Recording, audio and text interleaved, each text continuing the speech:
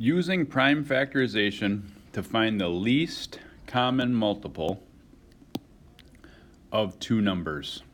So I'm going to show you how to use prime factorization to find the least common multiple of two numbers instead of just listing out all the multiples, which can sometimes be difficult.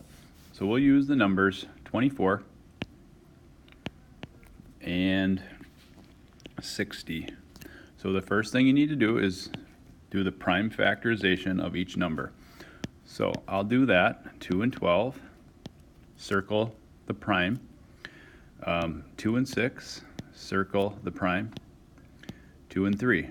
I broke it down to all primes. So it's 2 times 2 times 2 times 3. That is the prime factorization of 24.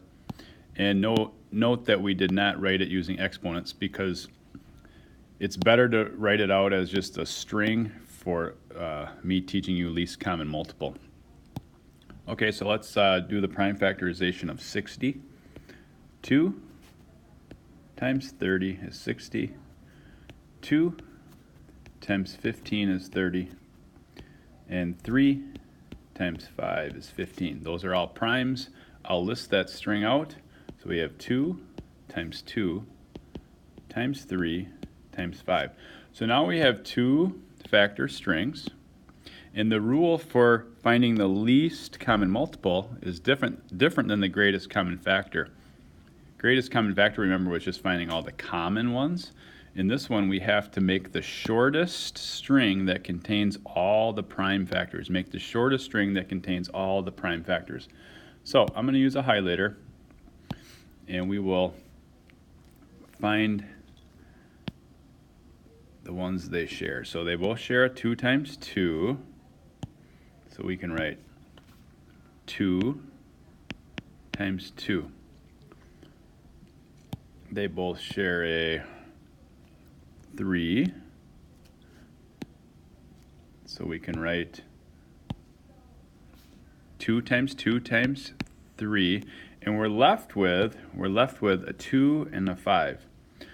Well, the rule for finding the least common multiple is we have to make the shortest string that contains all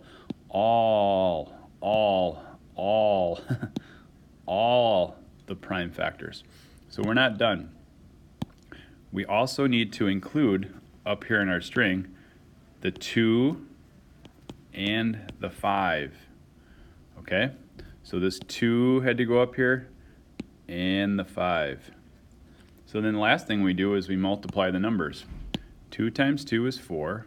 4 times 3 is 12. 12 times 2 is 24. 24 times 5 is 120. So the least common multiple of 24 and 60 is 120. And we found it by using prime factorization. We did not list out any of the multiples for 24 or 60. I think that's pretty cool.